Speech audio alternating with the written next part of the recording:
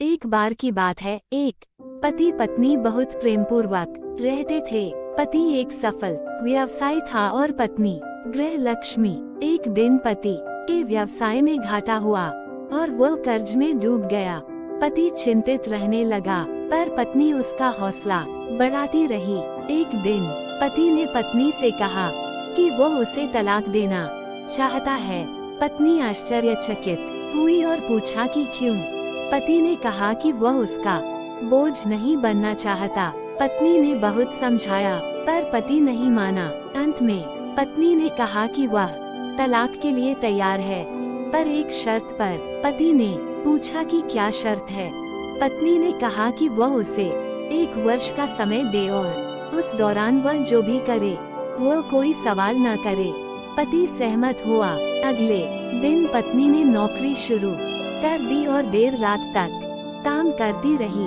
पति कुछ नहीं पूछता था, पर उसे बहुत अजीब लगता था। एक दिन पत्नी बहुत देर से घर आई। पति ने उससे पूछा कि वह कहाँ थी। पत्नी ने कहा कि वह काम से आ रही है। पति ने कहा कि इतनी देर रात तक काम करने की क्या आवश्यकता है। पत्नी ने कहा कि उसे धन कमाना है ताकि वह उनका कर्ज चुका सके। पति ने पत्नी को गले लगा लिया और कहा कि वो उसे क्षमा कर दे। उसने कहा कि वह बहुत स्वार्थी है और उसने पत्नी की कीमत नहीं समझी। पति ने पत्नी को वादा किया कि वो कर्ज चुकाएगा और वे फिर से पहले की तरह खुशी से रहेंगे।